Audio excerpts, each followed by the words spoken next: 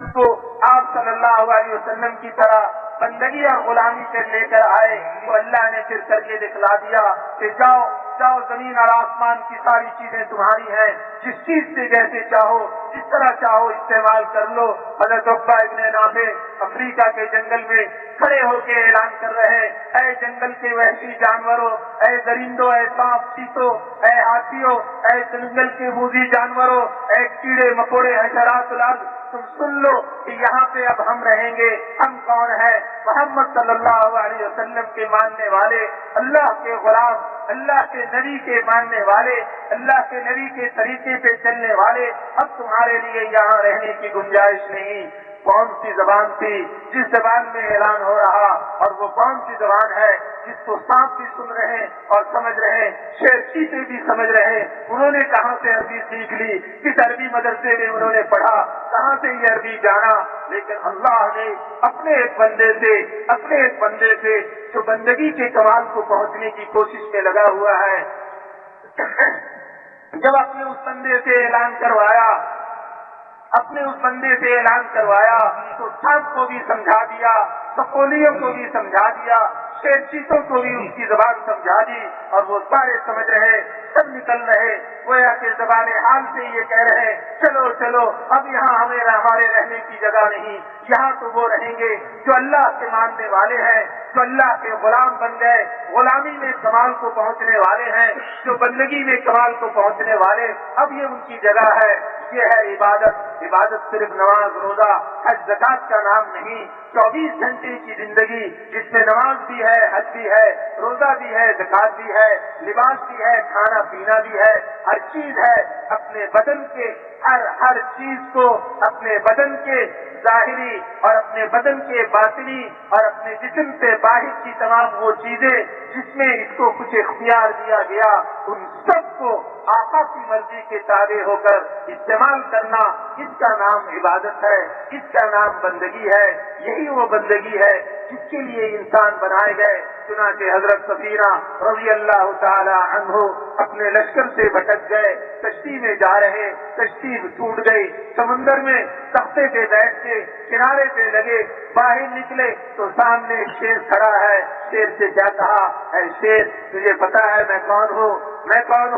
میں سفینہ ہوں، سفینہ مولا رسول اللہ صلی اللہ علیہ وسلم، میں سفینہ ہوں مولا رسول اللہ صلی اللہ علیہ وسلم، اللہ کے رسول صلی اللہ علیہ وسلم کا آزاد کردہ غلام ہوں۔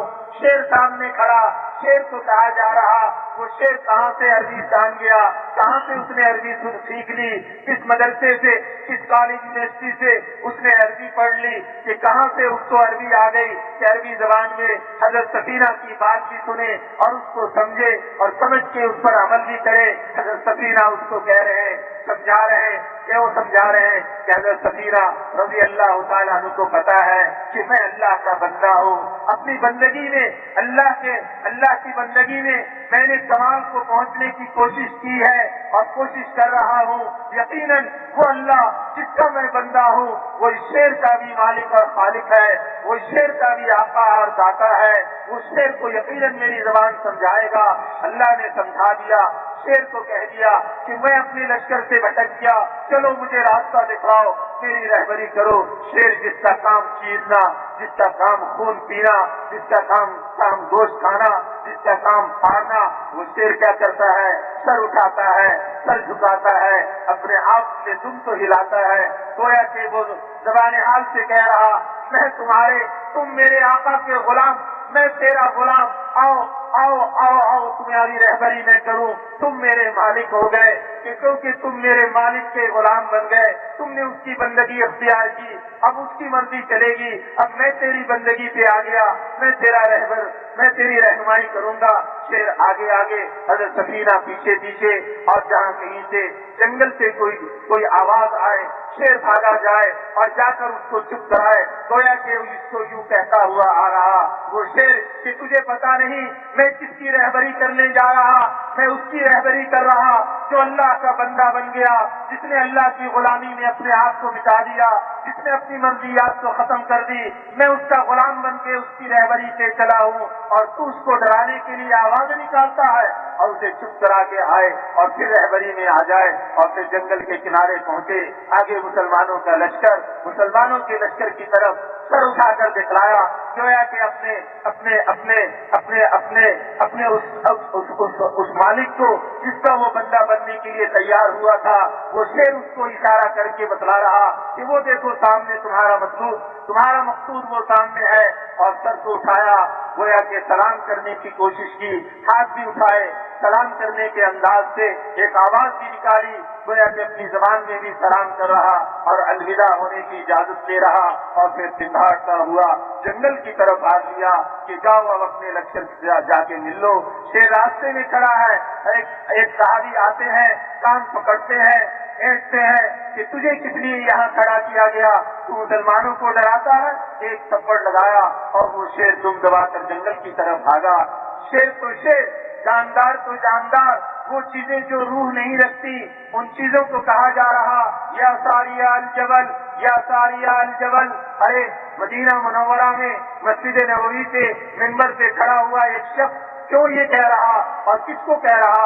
جس کو کہہ رہا وہ تو مدینے میں نہیں ہے، وہ تو ملک شام کے کسی محاذ پہ ہے اور وہاں پہ گئے ہوئے ہیں، اور یہاں حضرت عمر جو اللہ کے بندے ہیں، بندگی میں کمال کو پہنچنے میں کوشش کرنے میں لگے ہوئے ہیں، وہ یہاں سے آواز لگا رہے، اور ہوا جو اللہ کی مخلوق ہے اس کی مرضی تبلیغی نہیں چلے گی، بیانات وہ اللہ آفیشل کے بندے کے یوٹیوب تابع ہے۔ فیس بک۔ وہ نبی محمود اور محمود ہے، اللہ نے اس نبی کے ماننے والوں کو وہ کام دے دیا جو کام اللہ کو بہت محبوب اور بہت محمود ہے۔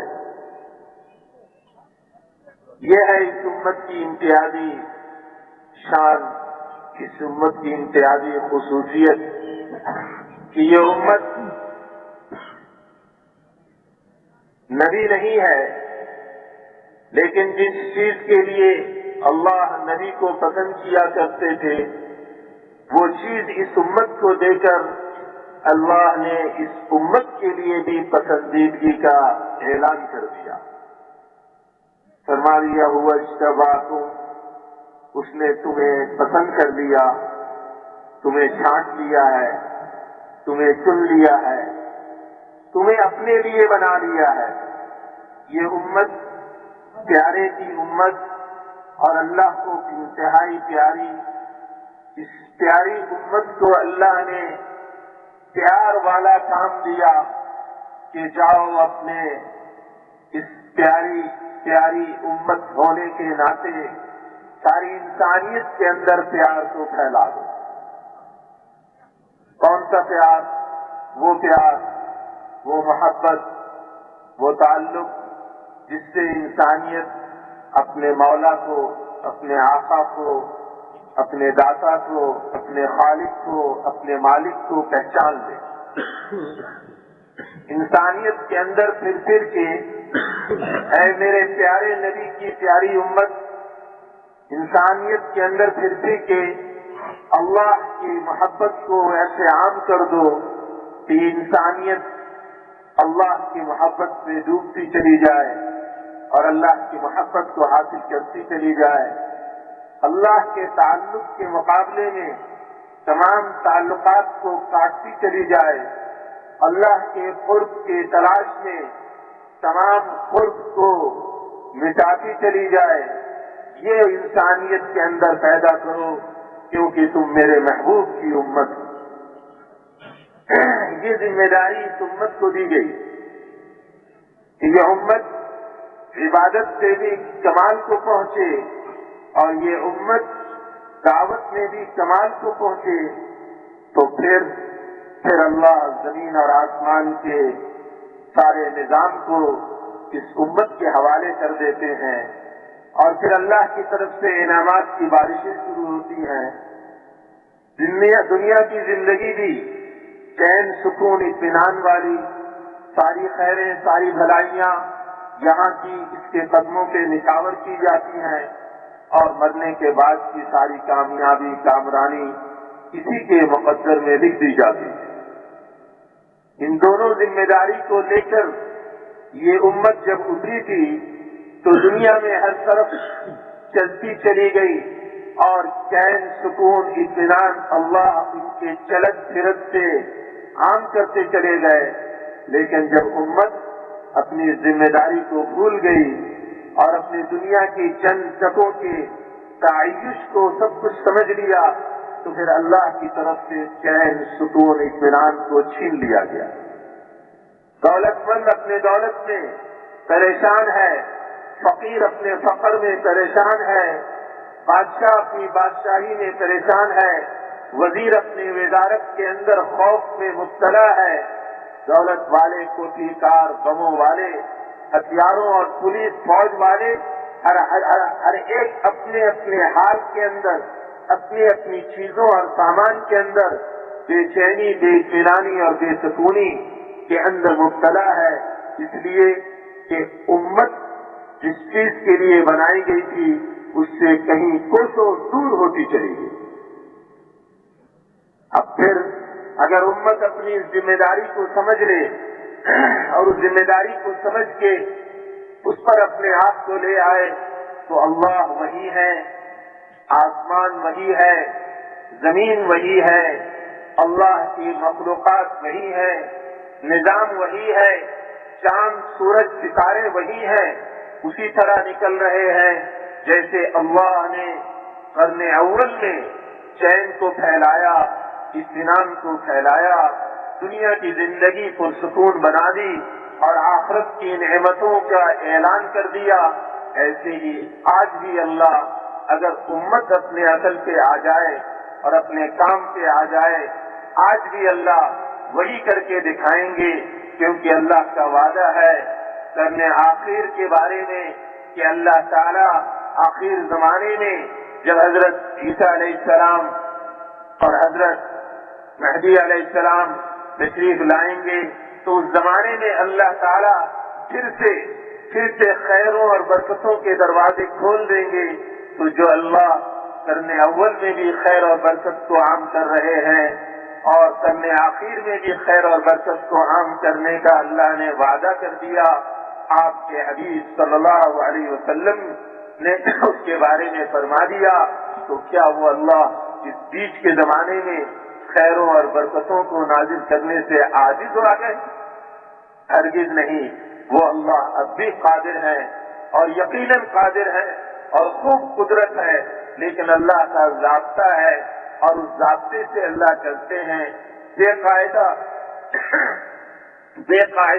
قانون اللہ نہیں چلا کرتے، اللہ نے قانون اور قاعدہ یہی بنایا ہے، اللہ نے قانون اور قاعدہ یہی بنایا ہے کہ بندے اللہ کے بندے بن کر چلے تو پھر آقا اپنے آقا ہونے کا مظہر دکھائے گا کہ میں آقا ہوں، تو بندہ بن گیا، تو پھر میرے آقا ہونے کے اور میرے مالک ہونے کے اور میرے خالق ہونے کے ثمرات بھی دیکھے گا، اس کے پھل بھی دیکھے گا اور اس کو پائے گا بھی، اور اس سے پھر دنیا اور آخرت میں تو مزے کرتا چلا جائے گا۔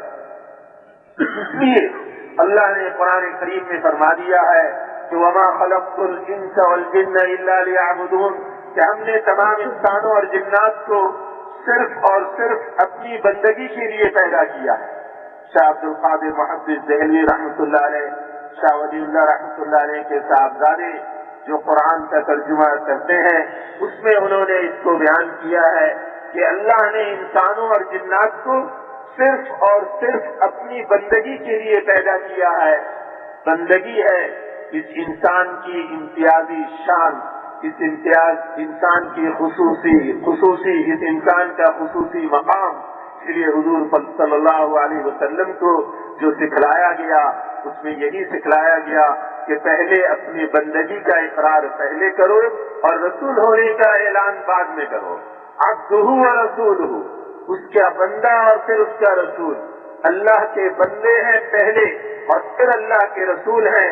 بندگی ساری امت نبی کے مشابہ ہو سکتی ہے، رسالت میں نبی کے برابر نہیں ہو سکتی، بندگی میں نبی کے بندگی کی طرف قدم اٹھا سکتی ہے اور نبی کے بندگی کے تک پہنچنے کی کوشش کر سکتی ہے، لیکن رسالت عام نہیں، بندگی عام ہے، عبد ہونا عام ہے۔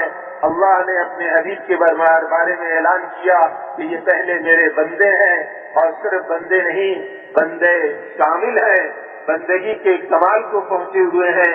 جو ان کو سامنے رکھ، جو ان کو سامنے اپنی بندگی کے کمال میں کرتا رہے گا، جیسے میں نے ان کو نوازا ویسے ہی اس کی امت میں سے ہر ایک کو نوازوں گا جو اس کوشش میں لگا رہے گا کہ مجھے اپنے نبی کے اس مقام بندگی کی طرف نظر کر کے چلتے رہنا ہے، پہنچوں یا نہ پہنچوں، میرا کام چلنا ہے، پہنچانا میرا کام نہیں، پہنچانا اس ذات کا کام ہے جس نے اپنے اختیار میں ہر چیز کو لے رکھا ہے۔ وہ اللہ ہے، وہ اکیلے یکتا ہے، وہ مولا ہے، قادر مقتدر ہے، ہر چیز پہ ان کو قدرت ہے۔ وہ اللہ چاہیں گے جس چیز کو چاہیں گے پہنچائیں گے، جو پہنچ نہیں پائے گا اس کو پہنچنے والوں کے مقام تک پہنچائیں گے۔ یہ اللہ کا کام ہے۔ اللہ جانے اللہ اپنے کام کو کیسے پورا کریں گے، یہ اللہ کا مقام اور اللہ کی ذات اس کو جانتی ہے کہ کیسے اس کو پورا کرے گی۔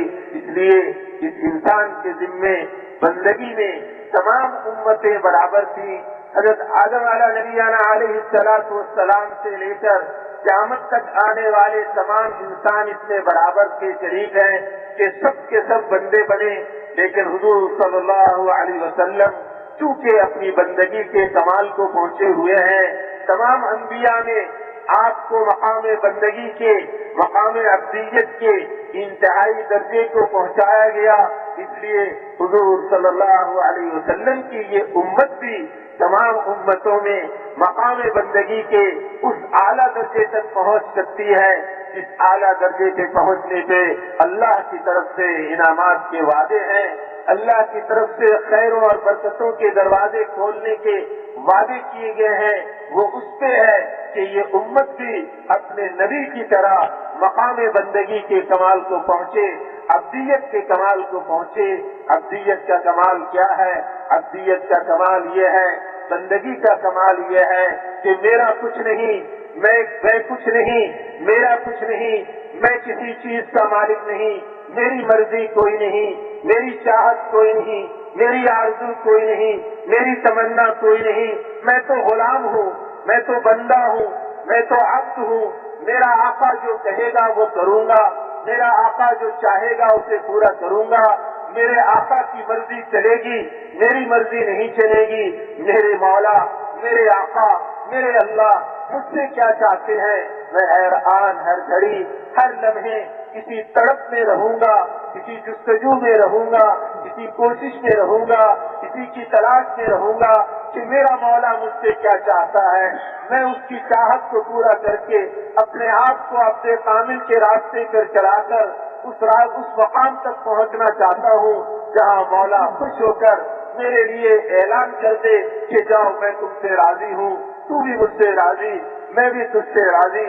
جیسے صحابہ کرام رضوان اللہ علیہم اجمعین کے لیے اعلان ہو گیا اللہ کی طرف سے کہ یہ وہ بندے ہیں جو میرے محبوب کے نقش قدم پہ چلے ہیں، اپنی مرضیات کو مٹا کر چلے ہیں، اپنی خواہشات کو ختم کر کے چلے ہیں، ان کی کوئی چاہت نہیں رہی، ان کی کوئی مرضی نہیں رہی، جو میں نے چاہا وہ انہوں نے پورا کیا، جو میری مرضی تھی اس پر اپنے آپ کو قربان کیا، اپنی ذات کو بھی مٹایا، اپنے بیوی بچوں کو بھی مٹایا، اپنی تمام چاہتوں اور آرزوؤں کو قربان کرتے چلے گئے، اپنی تمام خواہشات کو مٹاتے چلے گئے، میری چاہت پہ، میری خواہش پہ، میری مرضی پہ۔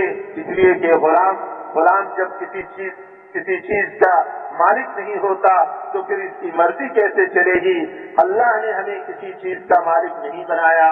یہ میرا گھر میرا نہیں، یہ میری دکان میری نہیں، یہ میرا کارخانہ میرا نہیں، یہ میری ملازمت نہیں، اور تو اور میرے وجود میں جو کچھ ہے یہ بھی میرا نہیں، یہ آنکھ اس کا مالک میں نہیں، یہ کان اس کا مالک میں نہیں، یہ ہاتھ اس کا مالک میں نہیں، یہ پاؤں اس کا مالک میں نہیں، یہ دل دماغ یہ سوچ اس کا مالک میں نہیں، نہ میں اس کا بنانے والا، نہ میں اس میں تصرف کرنے والا، اس کے مالک تو میرے اللہ ہیں، وہ اللہ ہیں، وہ پاک ہے، وہ خالق ہے، انہوں نے بنایا ہے اور وہی اس کے مالک ہیں۔ اس مولا نے کرم کیا، فضل کیا، اس نے احسان کیا کہ اس نے احسان کرتے ہوئے ہمیں ان چیزوں کے استعمال کی اجازت دے دی۔ جیسے کوئی مالک اپنے کسی ملازم سے خوش ہوتا ہے اور اسے اپنی چیزوں کے استعمال کی اجازت دے دیتا ہے، اس سے وہ آدمی ان چیزوں کا مالک نہیں بن جاتا کہ وہ اپنی مرضی اس میں چلانے لگے، بلکہ وہ آقا کے تابع ہوتا ہے، اپنے مالک کے تابع ہوتا ہے، اور اس کی کوشش ہوتی ہے کہ مالک کی دی ہوئی چیز کو مالک کی مرضی کے مطابق استعمال کرے، یہ اس کی کوشش ہوتی ہے۔ اور جب یہ کوشش ہوتی ہے تو اس کوشش میں جب وہ کامل درجے میں چلتا چلا جاتا ہے تو پھر اللہ کی طرف سے اس کے لیے انعامات کی بارشیں ہوتی چلی جاتی ہیں۔ میرے بھائیوں اور بزرگوں، ہم جو یہاں آئے ہیں اسی سلسلے کے لیے آئے ہیں، اور جب اسی سلسلے میں حضور صلی اللہ علیہ وسلم کے امتی ہونے کے ناطے سے آپ صلی اللہ علیہ وسلم کی طرح اپنے آپ کو بندگی کے کمال پہ لے جانے کی کوشش کرنے کے لیے، اور آپ صلی اللہ علیہ وسلم کے نقش قدم پہ چلتے ہوئے آپ صلی اللہ علیہ وسلم جیسے اللہ کو محبوب بن گئے، ایسے ہی آپ صلی اللہ علیہ وسلم کے نقش قدم پہ چلتے ہوئے اللہ کی محبت کو کچھ نہ کچھ حاصل کرنے کے لیے ہمارا یہاں آنا ہوا۔ ہم ان مجلسوں میں بیٹھتے ہیں اور قربانی سے بیٹھتے ہیں، لیکن جب ایسی مجلسوں میں بیٹھا جاتا ہے تو پھر ہمارا جو ازلی دشمن ہے نفس اور شیطان، یہ انسان کا دشمن ہے، یہ پھر بیچ میں کوشش کرتا ہے کہ کسی نہ کسی عنوان سے، کسی نہ کسی بہانے سے مجمع میں سے ہمیں اٹھا کر لے جائے، اور ہمیں ہماری وہ چاہت جو ایک آرزو اور ایک عارضی چیز ہے، ایک معمولی سی چیز ہے، اس کو پورا کرانے کے لیے اس عظیم مجلس سے، کہ جس مجلس کے بارے میں حضور صلی اللہ علیہ وسلم یہ فرماتے ہیں کہ جب کوئی بندہ ایسی مجلس میں آ جاتا ہے تو پھر کیا کرتے ہیں اللہ تعالیٰ اپنی رحمت کو ان پر ڈھانپ لیتے ہیں، اور اب اللہ کے فرشتے انہیں گھیر لیتے ہیں، اور ایک خاص رحمت جس کو سکینہ کہا جاتا ہے وہ ان پہ نازل کیا جاتا ہے، اور اللہ جل جلالہ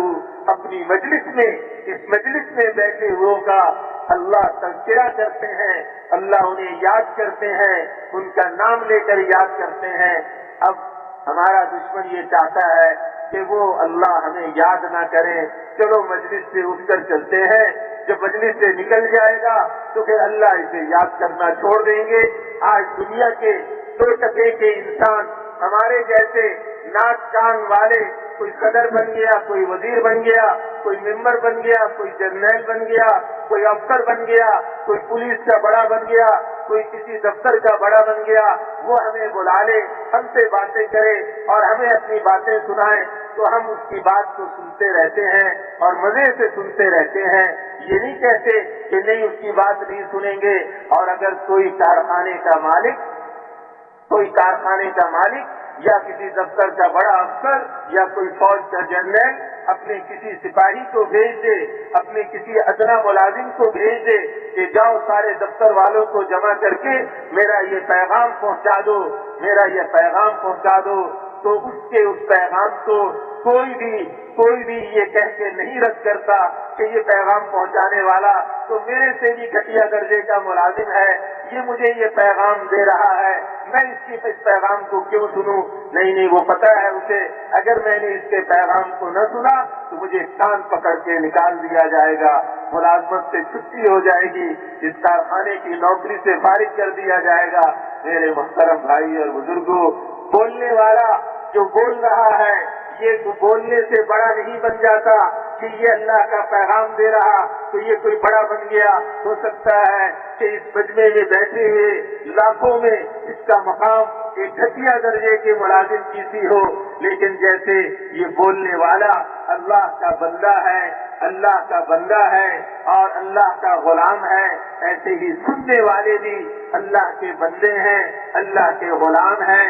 سننے والا اگر یہ سمجھتے ہوئے کہ ایک ادنا غلام اللہ کا پیغام دے رہا، مجھے کیا کرنا اس پیغام کو، اور وہ میں اس مجلس سے اٹھ کر جانے لگے، تو پھر اللہ بھی اللہ ہے، اللہ بھی اللہ ہے۔ ایسا نہ ہو پھر ہمیشہ کے لیے کان پکڑ کے چھٹی کرا دی جائے کہ جاؤ کہ تمہاری ہمیشہ کے لیے چھٹی ہے۔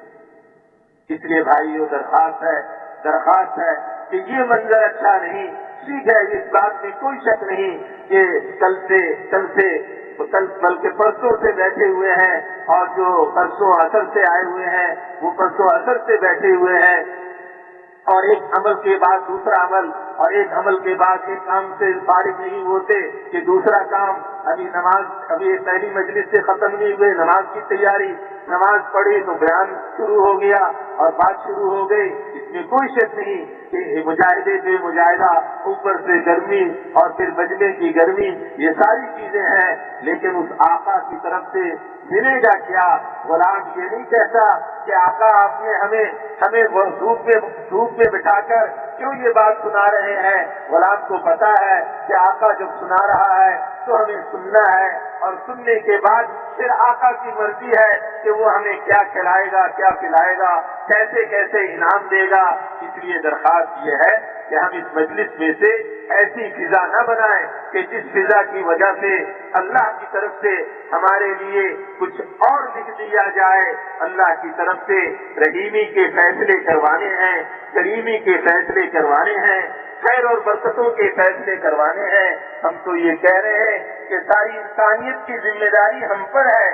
7 ارب بچنے والے دنیا کے انسان، تمام یہود و نصارہ، تمام ہندو سکھ، تمام مسلم غیر مسلم، سب کی ذمہ داری ہم پر ہے۔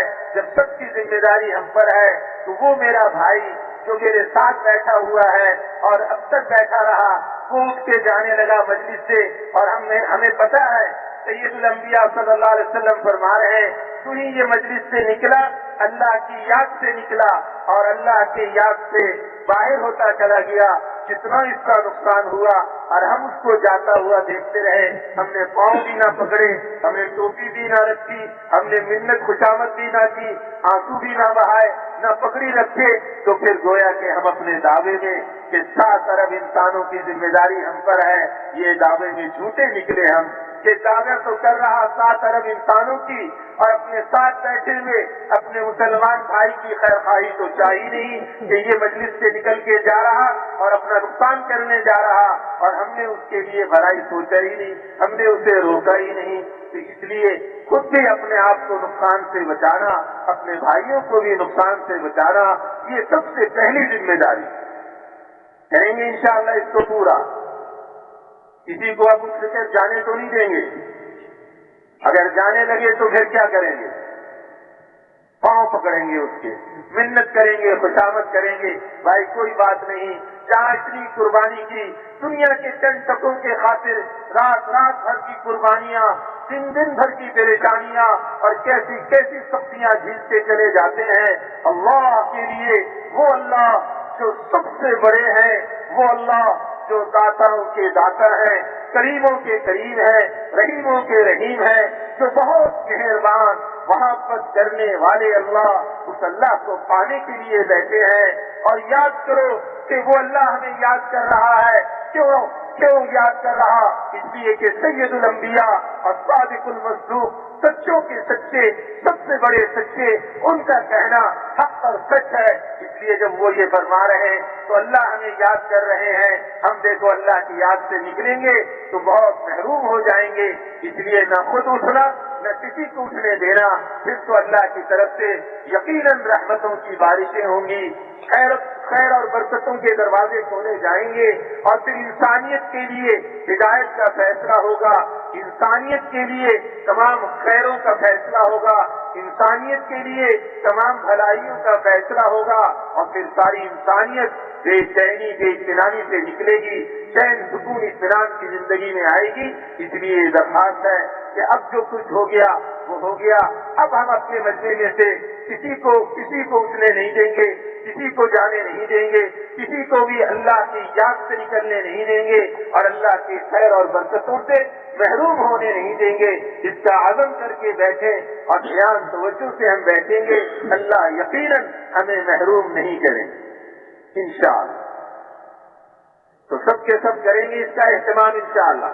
اور یہ جو دائیں بائیں چلنے پھرنے والے ہیں ان کو بھی پکڑ کے وہیں بٹھا لیں، وہیں ان کے پاؤں پکڑ لیں، 2-4 پاؤں پکڑیں گے تو بھی پگڑی رکھیں گے، ان کی منت خوشامد کریں گے تو پھر یہ چلت پھرت جو ہے یہ ختم ہوگی۔ اس کو دیکھ کر اللہ کی طرف سے رحم کے فیصلے ہوں گے کہ دیکھو میرے یہ بندے واقعی مجھ سے کچھ چاہتے ہیں، واقعی مجھ سے کچھ چاہتے ہیں۔ میں نے اپنے ایک بندے کو اپنے بندوں تک ایک پیغام پہنچانے کے لیے کہا، میرا بندہ میرے بندوں کو پیغام پہنچا رہا، لیکن یہ بندے کو نہیں دیکھ رہے، یہ میرے غلام کو نہیں دیکھ رہے، بلکہ یہ چیز کو دیکھ رہے کہ میرے آقا کا پیغام ہے، میرے مولا کا پیغام ہے کہ میں اپنی مرضی کو اپنے مولا کی مرضی سے ختم کر کے چلوں گا، اپنی چاہت کو اپنے مولا کی چاہت سے ختم کر کے چلوں گا۔ مولا نے مجھے ہاتھ دیا، آقا نے مجھے پاؤں دیے، اللہ نے مجھے آنکھیں دی، کان دیا، دل دماغ دیے، یہ سوچ دی، صلاحیت دی، یہ استعداد دیے، یہ طاقت دی، یہ قوت دی، یہ مال دیا، یہ گھر مکان دیا، یہ کوٹھی کار دیے، یہ پیسے اور دولت دیے، ان میں سے کچھ بھی میرا نہیں، نہ میں اس کا مالک ہوں، نہ میں ان کا بنانے والا ہوں۔ شیطان نے مجھے دھوکے میں ڈال دیا، شیطان نے یہ سمجھا کہ یہ کارخانہ تو نے بنایا، شیطان نے یہ مجھے سمجھایا، نفس نے مجھے یہ دھوکے میں ڈالا کہ یہ نفس نے مجھے یہ کہا یہ ہاتھ تیرا ہے، جیسے چاہے استعمال کر، جس کو چاہے تو مار، جس کو چاہے گلا گھونٹ، جس کے چاہے تو گولی چلا، جس کے چاہے تو تھپڑ مار، یہ ہاتھ تیرا ہے، تیرا حکم مانے، یہ پاؤں تیرے ہیں، جدھر چاہے تو اس کو لے کر چل، جوئے میں لے کے جا، رشوت کی طرف لے کے جا، چوری کی طرف لے کے جا، یہ پاؤں تیرے ہیں، تو اس کا مالک ہے، تیری مرضی سے یہ پاؤں اٹھیں گے، یہ دل دماغ تیرے ہیں، جو اچھا چاہے سوچ، جو برا چاہے سوچ، یہ تیری مرضی کے تابع ہے۔ نہیں ایسی بات نہیں ہے، یہ ہاتھ میرے نہیں ہے، یہ پاؤں میرے نہیں، یہ آنکھ میری نہیں، یہ کان میرے نہیں، یہ ناک میرا نہیں، یہ دل دماغ میرے نہیں، یہ دولت کے انبار میرے پاس یہ میرے نہیں، یہ سب آقا کا ہے۔ آقا نے فضل کیا ہے، کرم کیا ہے، اس نے احسان کیا ہے، ہمیں استعمال کی اجازت دے دی، اور احسان کے احسان یہ کیا، اس اللہ نے احسان کے احسان یہ کیا کہ ہمیں یہ بھی بتلا دیا ہر زمانے میں خاص الخاص اپنے بندوں کو بھیج کے سب سے آخر میں اپنے سب سے زیادہ محبوب ترین ہستی کو بھیج کے سید الانبیاء صلی اللہ علیہ وسلم، امام المرسلین، خاتم النبیین، رحمت للعالمین، سرور کونین، تاجدار دو عالم، محمد مصطفیٰ احمد مجتبیٰ صلی اللہ علیہ وسلم کو بھیج کر ساری انسانیت کے لیے اعلان کروا دیا کہ اے دنیا جہاں کے انسانوں، اپنے آپ کو اپنے اللہ کے تابع لے کر چلو، اپنی مرضی کو اللہ کی مرضی سے مٹا کر چلو، اپنے اعضاء اور جوارح کو ویسے استعمال کرو جیسے میں نے استعمال کر کے اپنے اللہ کو راضی کر لیا، تم بھی ویسے استعمال کرو گے، تمہارے اللہ بھی راضی ہو جائیں گے۔ اس میں تمام انبیاء علیہ الصلوات والتسلیمات نے سب سے پہلے اس بات کی دعوت دی کہ اپنے آپ کو اللہ کے یہاں، اپنے آپ کو اللہ کے یہاں اپنے غلام ہونے کا ثبوت کے ساتھ پہنچا دو کہ میں اللہ تیرا غلام ہوں، تیرا بندہ ہوں، تیری مانوں گا، تیرے اوپر چلوں گا، تیرے اوپر اپنے آپ کو مٹا دوں گا، جو تو چاہے گا وہ کروں گا، جو تو نہیں چاہے گا اس کو نہیں کروں گا، جس سے آپ روکیں گے رکوں گا، جس کو کرنے کا کہیں گے کروں گا، جس سے رکنے کا کہیں گے رکوں گا۔ جب یہ بندہ اپنی زندگی کے کمال پہ پہنچ جاتا ہے، جیسے دنیا میں یہ دستور ہے، کوئی آدمی کسی کو اپنے یہاں اپنے کارخانے میں ملازم رکھتا ہے تو اس کو پہلے کام بتلاتا ہے اور پھر دیکھتا ہے کہ یہ کام کیسا کرتا ہے. جب وہ کام میں دیانتداری کے ساتھ, وفاداری کے ساتھ, امانتداری کے ساتھ سارے کام ٹھیک کر رہا ہو تو پھر کیا کرتا ہے وہ مالک اس کے ذمے اور کام سپرد کر دیتا ہے. اچھا پھر یہ کام بھی کر لو, پھر یہ کام بھی کر لو, پھر وہ کام بھی اس کے سپرد ہوتے ہیں, وہ اس کو بھی ٹھیک کرتا ہے. پھر ایک وقت آتا ہے کہ مالک کو اس پر اعتماد ہو جاتا ہے, مالک کو اس پر بھروسہ ہو جاتا ہے, اور مالک اپنا سارا کارخانے کا نظام اس کے حوالے کر دیتا ہے. پہلے تو روزانہ خود صبح پہنچتا تھا, اب اس کو اطمینان ہو گیا کہ میرا فلاں وہ ملازم, میرا فلاں وہ آدمی وہ سارے کام دیکھ لیتا ہے, سارے کام سنبھال لیتا ہے, سارا کارخانہ اس کے حوالے اور کارخانے کا سارا نظام اس کے حوالے. پھر وہ اس کارخانے میں اگر اپنی کوئی مرضی چلانا چاہے جو مالک کی مرضی کے خلاف نہ ہو تو وہ بھی چلتا ہے. مالک سے پوچھے بغیر بھی کام چلنے لگتا ہے کہ مالک سے اس کو پتا ہے کہ مالک میرے اس کام سے ناراض نہیں ہوگا.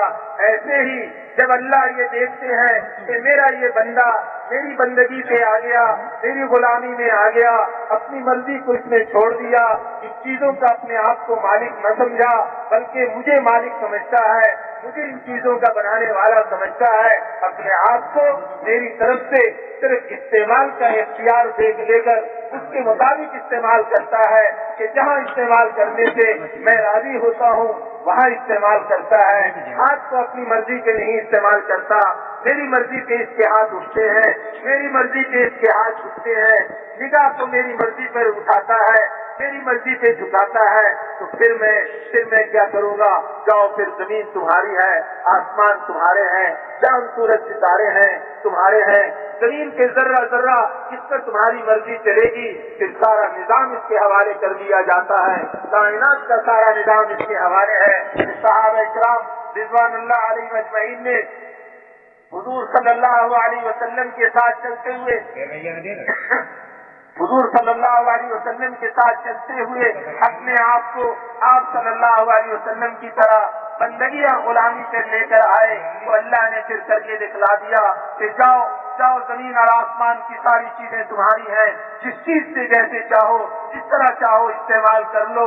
حضرت عقبہ ابن نافع افریقہ کے جنگل میں کھڑے ہو کے اعلان کر رہے ہیں, اے جنگل کے وحشی جانوروں, اے درندوں, اے سانپ چیتوں, اے ہاتھیوں, اے جنگل کے موذی جانوروں, اے کیڑے مکوڑے حشرات الارض, تم سن لو کہ یہاں پہ اب ہم رہیں گے. ہم کون ہیں؟ محمد صلی اللہ علیہ وسلم کے ماننے والے, اللہ کے غلام, اللہ کے نبی کے ماننے والے, اللہ کے نبی کے طریقے پہ چلنے والے.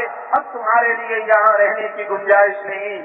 کون سی زبان تھی جس زبان میں اعلان ہو رہا, اور وہ کون سی زبان ہے جس کو سانپ بھی سن رہے ہیں اور سمجھ رہے ہیں, شیر چیتے بھی سمجھ رہے ہیں. انہوں نے کہاں سے عربی سیکھ لی, کس عربی مدرسے میں انہوں نے پڑھا, کہاں سے یہ عربی جانا؟ لیکن اللہ نے اپنے ایک بندے سے جو بندگی کے کمال کو پہنچنے کی کوشش میں لگا ہوا ہے, جب اپنے اس بندے سے اعلان کروایا تو سب کو بھی سمجھا دیا, سپولیوں کو بھی سمجھا دیا, شیر چیتوں کو بھی اس کی زبان سمجھا دی, اور وہ سارے سمجھ رہے, سب نکل رہے. گویا کہ زبان حال سے یہ کہہ رہے چلو اب یہاں ہمارے رہنے کی جگہ نہیں, یہاں تو وہ رہیں گے جو اللہ کے ماننے والے ہیں, جو اللہ کے غلام بن گئے, غلامی میں کمال کو پہنچنے والے ہیں, جو بندگی میں کمال کو پہنچنے والے. اب یہ ان کی جگہ ہے. یہ ہے عبادت صرف نماز روزہ حج زکات کا نام نہیں. 24 گھنٹے کی زندگی جس میں نماز بھی ہے, حج بھی ہے, روزہ بھی ہے, زکات بھی ہے, لباس بھی ہے, کھانا پینا بھی ہے, ہر چیز ہے. اپنے بدن کے ہر چیز کو, اپنے بدن کے ظاہری اور اپنے بدن کے باطنی اور اپنے جسم سے باہر کی تمام وہ چیزیں جس میں اس کو کچھ اختیار دیا گیا, ان سب کو آقا کی مرضی کے تابع ہو کر استعمال کرنا, اس کا نام عبادت ہے, اس کا نام بندگی ہے. یہی وہ بندگی ہے جس کے لیے انسان بنائے گئے. چنانچہ حضرت سفینہ رضی اللہ تعالی عنہ اپنے لشکر سے بھٹک گئے, کشتی میں جا رہے, کشتی کشتی چھوٹ گئی, سمندر میں تختے پہ بیٹھ کے کنارے پہ لگے, باہر نکلے تو سامنے ایک شیر کھڑا ہے. شیر سے کیا کہا, اے شیر تجھے پتا ہے میں کون ہوں؟ میں کون ہوں؟ میں سفینہ ہوں, سفینہ مولا رسول اللہ صلی اللہ علیہ وسلم. میں سفینہ ہوں مولا رسول اللہ صلی اللہ علیہ وسلم, اللہ کے رسول صلی اللہ علیہ وسلم کا آزاد کردہ غلام ہوں. شیر سامنے کھڑا, شیر کو کہا جا رہا وہ شیر کہاں سے عربی جان گیا, کہاں سے اس نے عربی سیکھ لی, کس مدرسے سے, کس کالج یونیورسٹی سے اس نے عربی پڑھ لی, کہ کہاں سے اس کو عربی آ گئی کہ عربی زبان میں حضرت سفینہ کی بات بھی سنے اور اس کو سمجھے اور سمجھ کے اس پر عمل بھی کرے. حضرت سفینہ اس کو کہہ رہے ہیں, سمجھا رہے ہیں, کیوں سمجھا رہے ہیں کہ حضرت سفینہ رضی اللہ تعالیٰ عنہ کو پتا ہے کہ میں اللہ کا بندہ ہوں. اپنی بندگی میں اللہ کی بندگی میں نے کمال کو پہنچنے کی کوشش کی ہے اور کوشش کر رہا ہوں. یقیناً وہ اللہ جس کا میں بندہ ہوں وہ اس شیر کا بھی مالک اور خالق ہے, وہ شیر کا بھی آقا اور داتا ہے. اس شیر کو یقیناً میری زبان سمجھائے گا. اللہ نے سمجھا دیا. شیر کو کہہ دیا کہ میں اپنے لشکر سے بھٹک گیا, چلو مجھے راستہ دکھاؤ, میری رہبری کرو. شیر جس کا کام چیرنا, جس کا کام خون پینا, جس کا کام گوشت کھانا, جس کا کام پھاڑنا, وہ شیر کیا کرتا ہے, سر اٹھاتا ہے, سر جھکاتا ہے, اپنے آپ سے دم تو ہلاتا ہے, گویا کہ وہ زبان حال سے کہہ رہا میں تم میرے آقا کے غلام, میں تیرا غلام, آؤ آؤ آؤ آؤ تمہاری رہبری میں کروں. تم میرے مالک ہو گئے کہ کیونکہ تم میرے مالک کے غلام بن گئے, تم نے اس کی بندگی اختیار کی, اب اس کی مرضی چلے گی. اب میں تیری بندگی پہ آ گیا, میں تیرا رہبر, میں تیری رہنمائی کروں گا. شیر آگے آگے, حضرت سفینہ پیچھے پیچھے, اور جہاں کہیں سے جنگل سے کوئی آواز آئے, شیر بھاگا جائے اور جا کر اس کو چپ کرائے. گویا کہ اس کو یوں کہتا ہوا آ رہا وہ شیر کہ تجھے پتا نہیں میں کس کی رہبری کرنے جا رہا, میں اس کی رہبری کر رہا جو اللہ کا بندہ بن گیا, جس نے اللہ کی غلامی میں اپنے آپ کو مٹا دیا, جس نے اپنی مرضیات کو ختم کر دی. میں اس کا غلام بن کے اس کی رہبری سے چلا ہوں, اور تو اس کو ڈرانے کے لیے آواز نکالتا ہے اور اسے چپ کرا کے آئے اور پھر رہبری میں آ جائے. اور پھر جنگل کے کنارے پہنچے, آگے مسلمانوں کا لشکر, مسلمانوں کے لشکر کی طرف سر اٹھا کر دکھلایا, گویا کہ اپنے اس مالک کو جس کا وہ بندہ بننے کے لیے تیار ہوا تھا, وہ شیر اس کو اشارہ کر کے بتلا رہا کہ وہ دیکھو سامنے تمہارا مقصود وہ سامنے ہے. اور سر کو اٹھایا, گویا کہ سلام کرنے کی کوشش کی, ہاتھ بھی اٹھائے, سلام کرنے کے انداز سے ایک آواز بھی نکالی, گویا کہ اپنی زبان میں بھی سلام کر رہا اور الوداع ہونے کی اجازت لے رہا. اور پھر سکھاڑتا ہوا جنگل کی طرف بھاگ لیا کہ جاؤ اب اپنے لشکر سے جا کے مل لو. شیر راستے میں کھڑا ہے, ایک صحابی آتے ہیں, کان پکڑتے ہیں, کہتے ہیں کہ تجھے کس لیے یہاں کھڑا کیا گیا, تو مسلمانوں کو ڈراتا ہے. ایک تھپڑ لگایا اور وہ شیر دم دبا کر جنگل کی طرف بھاگا. شیر تو شیر, جاندار تو جاندار, وہ چیزیں جو روح نہیں رکھتی ان چیزوں کو کہا جا رہا یا ساریہ الجبل, یا ساریہ الجبل. ارے مدینہ منورہ میں مسجد نبوی پہ منبر پہ کھڑا ہوا ایک شخص کیوں یہ کہہ رہا, اور کس کو کہہ رہا؟ جس کو کہہ رہا وہ تو مدینے میں نہیں ہے, وہ تو ملک شام کے کسی محاذ پہ ہے اور وہاں پہ گئے ہوئے ہیں. اور یہاں حضرت عمر جو اللہ کے بندے ہیں, بندگی میں کمال کو پہنچنے میں کوشش کرنے میں لگے ہوئے ہیں, وہ یہاں سے آواز لگا رہے. اور ہوا جو اللہ کی مخلوق ہے اس کی مرضی نہیں چلے گی, وہ اللہ کے بندے کے تابع ہے. وہ ہوا اس آواز کو وہاں پہنچا رہی ہے. تاریخ وقت معلوم کیا گیا, دن معلوم کیا گیا, پتا چلا وہی دن ہے, اسی وقت ہے جب دشمن کے نرغے میں آنے والے تھے کہ اچانک آواز آئی جیسے امیر المومنین ہمارے قریب ہو کر ہم سے کہہ رہے ہیں کہ ساریہ پہاڑ کی طرف دیکھو. دشمن ادھر سے گھیرنے والا تھا اور جو ہی پہاڑ کی طرف متوجہ ہوئے دشمن کے نرغے سے نکل گئے. یہ ہے وہ بندگی کہ جب بندگی سے آئیں گے نظام کائنات اللہ اس کے حوالے کر دیں گے, پھر اس کی مرضی چلے گی, کیونکہ اس نے اپنی مرضی کو آقا کی مرضی پہ مٹایا. پھر اللہ نے کائنات کو اس کی مرضی کے تابع کر دیا, کائنات میں اس کا کام چلے گا. حضرت عمر ابن عاص رضی اللہ تعالیٰ عنہ نے پیغام لکھ کر بھیج دیا کہ دریائے نیل کے بارے میں یہ قاعدہ قانون جاری ہو گیا ہے کہ لڑکی کے بھیٹ چڑھاتے ہیں پھر یہ نیل جاری ہوتا ہے، یہاں والے نکل رہے ہیں، میں نے اس کام سے روک دیا۔ حضرت عمر رضی اللہ تعالیٰ عنہ نے اس کے جواب میں کہا تم نے بہت اچھا کیا، اور اچھا کرنے کے ساتھ کوئی اسکیمیں نہیں بنائی، انجینئروں کو نہیں بھیجا، پانی لانے کے لیے کوئی نظام نہیں بنایا کہ زمینوں کو کھودو، بلکہ اس دریا جس کو عربی نہیں آتی تھی، جس کو کوئی زبان نہیں آتی، جس میں کوئی روح نہیں، اس دریا کے نام خط لکھا، اے دریائے نیل، اے دریائے نیل، میں اللہ کا بندہ، امیر المومنین، مومنوں کا امیر، ذمہ دار، اللہ کا بندہ، میں تجھے یہ لکھ رہا ہوں، میں تجھے یہ لکھ رہا ہوں، کیا لکھ رہا ہوں کہ اللہ کے بندے کی طرف سے تیرے نام کے خط ہے کہ اگر تو اپنی مرضی سے چلتا ہے تو ہمیں تیری کوئی ضرورت نہیں، اور اگر اللہ واحد القہار اس کی مرضی سے چلتا ہے تو ہم اللہ واحد القہار سے، وہ اللہ جو اکیلے یکتا ہے، ہر چیز سے غالب ہے، اس اللہ سے ہم درخواست کرتے ہیں کہ تجھے چلنا پڑے گا، تجھے چلنا پڑے گا۔ وہ دریائے نیل، اس کو خط دیا جا رہا، دریائے نیل کی کون سی آنکھیں تھی، کون سے ہاتھ سے، کس ہاتھ سے اس نے خط کو کھولا، کس آنکھ سے اس نے اس خط کو دیکھا، کس زبان سے اس نے اس خط کو پڑھا، اللہ نے پڑھایا، اللہ نے سکھایا، اللہ نے سمجھایا، اور پھر وہ دریائے نیل وہ چلا جو چلا کہ آج تک پانی اس کا کبھی کم نہ ہوا۔ یہ ہے جب اللہ کے بندے بنیں گے تو نظام کائنات کو اللہ اس کے حوالے کر دیں گے کہ اللہ کے بندے بننے کے لیے تمام انبیاء علیہ الصلوات والتسلیمات میں آ کر سب سے پہلی جو محنت کی بندگی پہ لانے کے لیے، اللہ کی غلامی پہ ڈالنے کے لیے سب سے پہلی محنت یہ کی کہ انسانوں کے دلوں کی صفائی کی۔ کہ لوگوں اپنے دلوں کو صاف کر لو، اپنے دل کو صاف کر لو، جس دل سے اللہ کے غیر کو نکال لو، وہ غیر جس نے تمہارے دل کو ناپاک کر دیا۔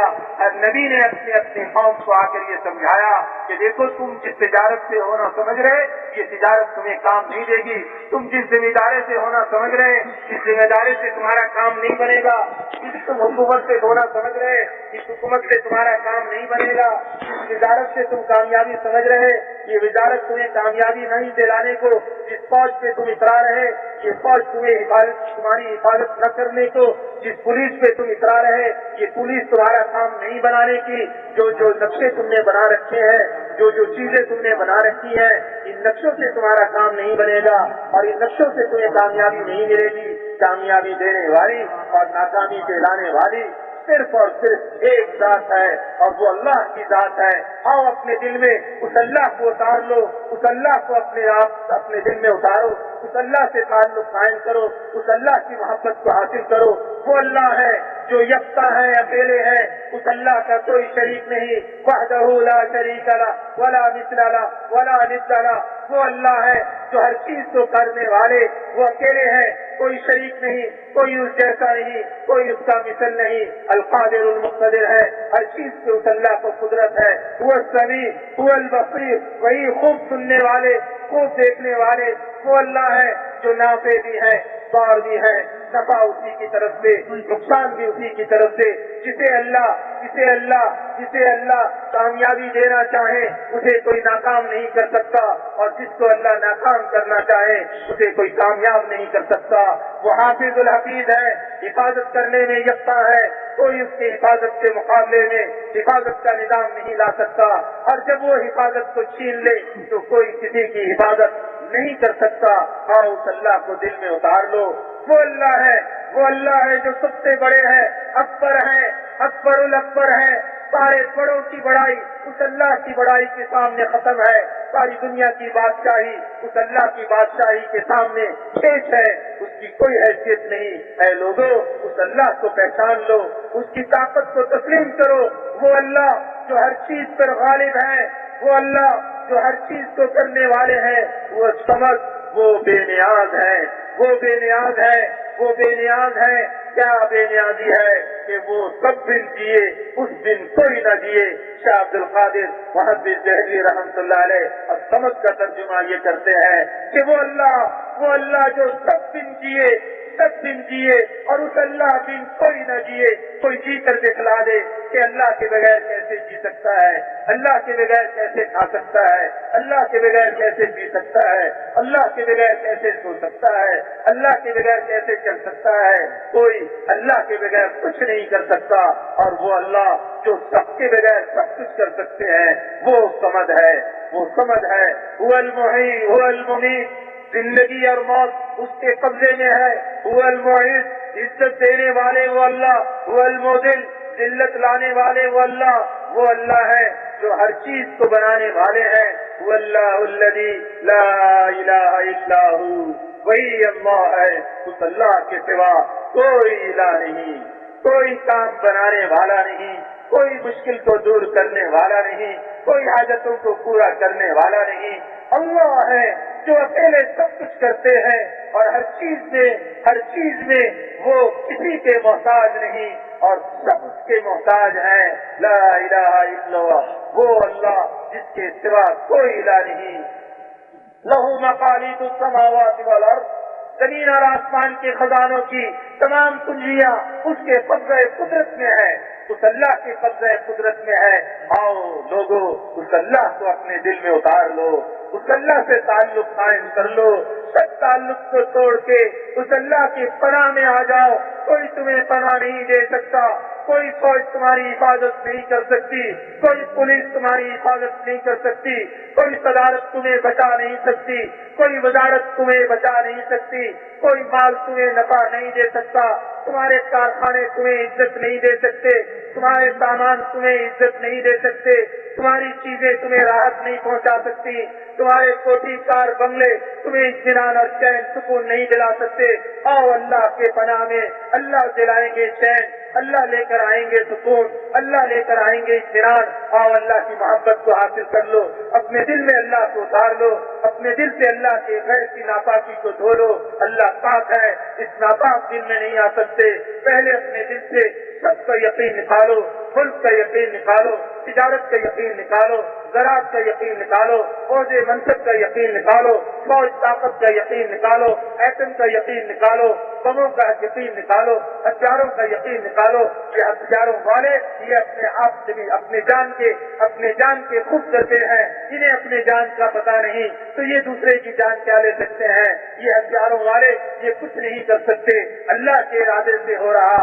اللہ نے ارادہ کیا کہ تمہارے اندر ٹوٹ پڑے, اللہ نے ارادہ کیا کہ تم نے اللہ کی مرضی کو چھوڑا, کاٹو ایک دوسرے کے گلے, پاؤ دباؤ ایک دوسرے کے مال, قبضہ کرو ایک دوسرے کے اوپر, ایک دوسرے کی زمین پہ قبضہ کرو, کیونکہ تم نے اللہ کو چھوڑا. اللہ نے تمہارے اندر نااتفاقی ڈال دی, تمہارے اندر نفاق کے بیج ڈال دیے. یہ انبیاء علیہ الصلوات والتسلیمات آ کر اپنے اپنے قوم قبیلے میں اس محنت کو کرتے اور اس آواز کو لگاتے. سید الانبیاء صلی اللہ علیہ وسلم نے تمام دنیا جہاں کے انسانوں کو خطاب کر کے کہا, یا ایھا الناس قولوا لا الہ الا اللہ تفلحوا. اے دنیا جہاں کے انسانوں, کہہ دو کہ اللہ کے سوا کوئی الہ نہیں. اس کو کہہ دو اور اس کو دل میں اتار لو, بس تم کامیاب ہو گئے, تم اللہ کی حفاظت میں آ گئے. اللہ فرماتے ہیں حدیث قدسی میں کہ جب کوئی بندہ کہتا ہے لا الہ الا اللہ محمد الرسول اللہ, جب کوئی بندہ یہ کہتا ہے تو اللہ کیا فرماتے ہیں, صدق عبدی, میرے بندے نے سچ کہا, صدق عبدی, میرے بندے نے سچ کہا.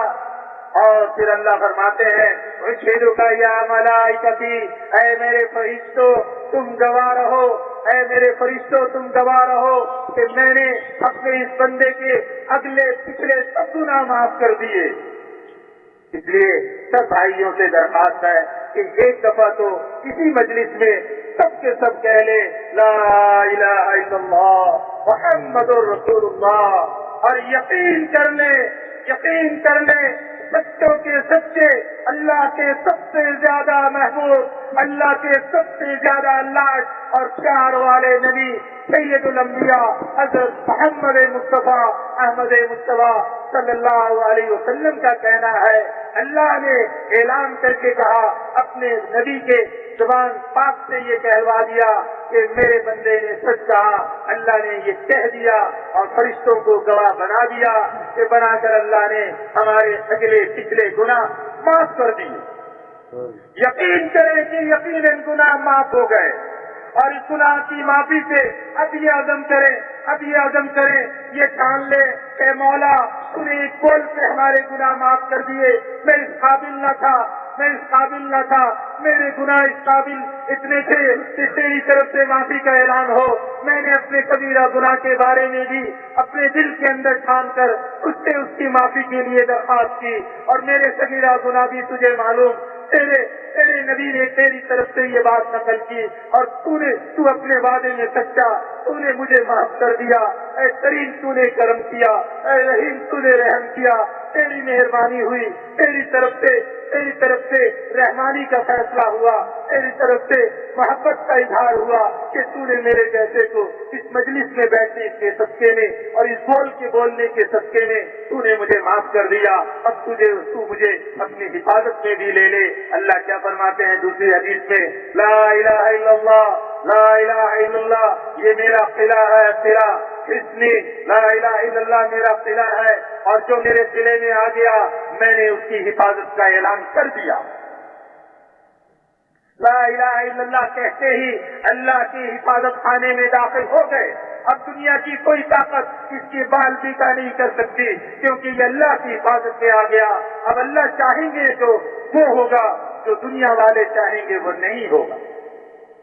اس یقین کو دل میں اتارنے کے لیے حضرت محمد صلی اللہ علیہ وسلم نے اعلان کیا، آواز لگائی، اپنے ساتھیوں کے ساتھ، اپنے صحابہ اور صحابیات کے ساتھ یہ اعلان کروایا کہ ساری دنیا کے انسانوں کو یہ خوشخبری دے دو، اے دنیا جہاں کے انسانوں، اے بادشاہوں، وزیروں، آؤ پناہ لین چاہتے ہو، آؤ اللہ کے آغوش رحمت میں آ جاؤ۔ اے وزیروں آؤ اللہ کے آغوش رحمت میں آؤ، تمہیں چمن چین مل جائے گا، تمہیں تمہاری حفاظت ہو جائے گی۔ اے مالداروں، تمہیں اپنے مال کی حفاظت چاہیے، آؤ اللہ کی پناہ میں، تم بھی محفوظ، تمہارا مال بھی محفوظ۔ اے فقیروں آؤ فقر میں اطمینان چاہتے ہو تو آؤ اللہ کو الہ تسلیم کر لو، اس کی ربوبیت کا اقرار کر لو، اسے مان لو، اسے جان لو، اسے تسلیم کر لو۔ لا حول ولا قوت الا باللہ، کوئی تمہیں نیکی پہ نہیں ڈال سکتا، کوئی تمہیں برائی سے نہیں بچا سکتا، اللہ بچائیں گے، اللہ نیکی کروائیں گے۔ لیکن اور دل میں اللہ کو اتارو، اس دل سے غلاظت کو نکالو، اس دل سے ناپاکی کو دھو دو، آؤ پاک اللہ دل میں آ جائیں گے۔ جب دل میں اللہ آئے، جب دل میں اللہ کا نور اترا، جب دل میں اللہ کی پہچان ہوئی، جب اللہ سے تعلق ہو گیا، اللہ کی محبت آ گئی، اللہ کے قرب میں بڑھنے کی تمنا پیدا ہو گئی۔ اب یہ اللہ کے قرب کے درجات میں ترقی کرتا چلا جائے گا، اللہ کے یہاں بڑھتا چلا جائے گا۔ جو یہ اللہ کے قرب میں بڑھتا چلا جائے گا، اللہ کی طرف سے اس کے اوپر تجلیات کی بارشیں ہوتی چلی جائیں گی، اس کا بدن نورانی بنے گا۔ حضور صلی اللہ علیہ وسلم نے دعا کی، امت کو دعا سکھلائی کہ میرے بدن میں بھی نور بھر دے، میرے کان میں بھی نور بھر دے، میرے زبان میں بھی نور بھر دے، میرے دل میں بھی نور بھر دے، میرے کھال میں بھی نور بھر دے، میرے ہڈی کے گودے میں بھی نور بھر دے، ہر جگہ مجھے نوری نور بنا دے۔ اے اللہ میرے اندر اس نور کو داخل کر دے، جس نور کے داخل کرنے کے اللہ کے عمل کی پہچان ہوتی ہے، اللہ کے عوامر پہ چلنا آسان ہوتا ہے، اللہ کے احکامات کو پورا کرنا آسان ہوتا ہے۔ وہ نور ہے جس نور کو دل میں اتارنا ہے، جس نور کو لے کر چلنا ہے، جس نور کے آنے پہ کسی قدم پہ اللہ کی نافرمانی نہیں کرے گا، کسی لمحے میں کسی گھڑی میں اللہ کے نافرمانی کی طرف نہیں چلے گا، اللہ کی فرما برداری اور اللہ کی اطاعت کی طرف، اللہ کے احکامات سے رسول اللہ صلی اللہ علیہ وسلم کے طریقے کو اختیار کرتا چلا جائے گا۔ وہ ہے نور جس کو دل میں اتارنا ہے، لیکن اس سے پہلے اپنے دل کی تمام خرابیوں کو نکالنا ہے۔ یہ ہے ہماری ذمہ داری۔ سب سے پہلے تمام انبیاء علیہ الصلوات و تسلیمات نے اور خود سید الانبیاء صلی اللہ علیہ وسلم نے اس بات کی آواز لگائی، یہ ہے وہ یقین جس یقین کو دل میں لے کر چلیں گے۔ جب اس یقین کو لے کر چلیں گے پھر حضور صلی اللہ علیہ وسلم نے بتلا دیا، اب دل میں لے آئے، اللہ کو لے آئے تو اللہ نے اپنے سے لینے کا ذریعہ بتا دیا۔ सिखला दिया आप सल्लल्लाहु अलैहि वसल्लम का अमल है।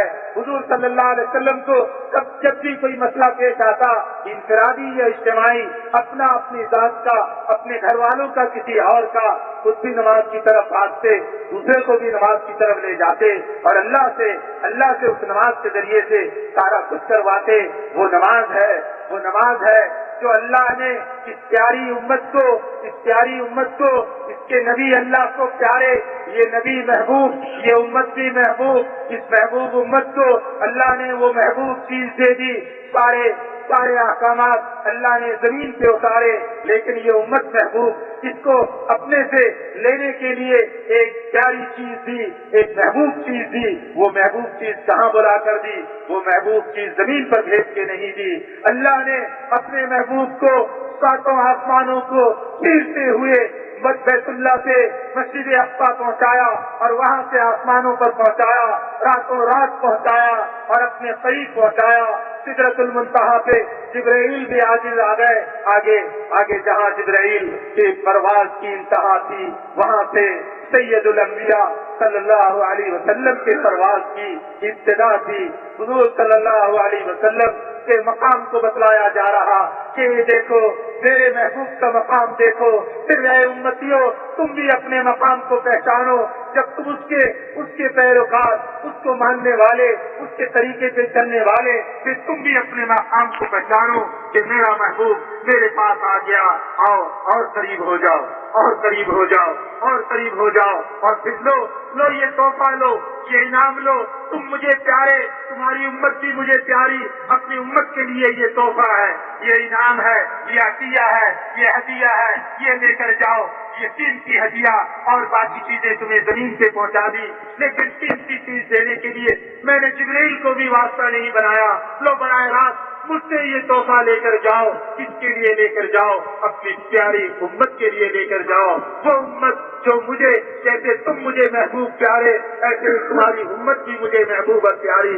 जाओ मेरी इस महबूब उम्मत के लिए ये प्यारा तोहफा है, ये है वो नमाज जो अल्लाह ने वहाँ से दिया और दे दिया इनाम कि ले लो ये इनाम।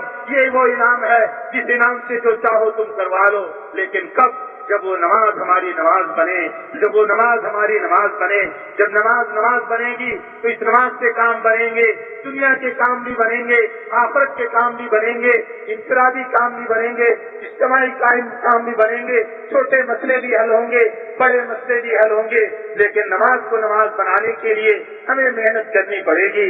मौलाना यूसुफ साहब रहमतुल्लाह अलैह अपने एक बयान में फरमाते हैं कि नमाज को नमाज बनाने के लिए ये मश्क करो कि जब भी नमाज में खड़े हो, जब अल्लाहु अकबर अलैहिस्सलाम को बगैर अस्बाब और वसाइल के पाल के दिखाया, जिस कुदरत से अल्लाह ने अब्राहा की लश्कर को बगैर फौज और हथियार के खत्म करके दिखाया, और जिस कुदरत से अल्लाह ने एक यतीम और मिस्कीन और फकीर की स्कीम को सारी दुनिया में चला के दिखाया, मैं अल्लाह की उस कुदरत की तरफ मुंह किए खड़ा हूँ। अल्लाह के इस्तेक़बाल किबला के वक्त अल्लाह की उस कुदरत का इस्तेक़बाल का ध्यान हो। मौलाना यूसुफ साहब रहमतुल्लाह अलैह फरमाते हैं कि अल्लाह की वो कुदरत जो बुलबुले से लेकर, जमीन से लेकर बैतुल्लाह और इस्माइल अलैहिस्सलाम, हाजर अलैहिस्सलाम की परवरिश, अब्राहा और उसके लश्कर का खात्मा, और हुजूर सल्लल्लाहु अलैहि वसल्लम जो यतीम, मिस्कीन, फकीर, उनकी स्कीम को सारी दुनिया में चलाया, अल्लाह ने अपनी कुदरत से चलाया। उस कुदरत की तरफ मुंह किए खड़ा हो। और जब किरात करो, फरमाया मौलाना ने कि जब किरात करो उस वक्त ये ध्यान हो, किरात करते हुए ये ध्यान हो कि मैं उस अल्लाह को सुना रहा हूँ जो अल्लाह शरफ से ज्यादा करीब है।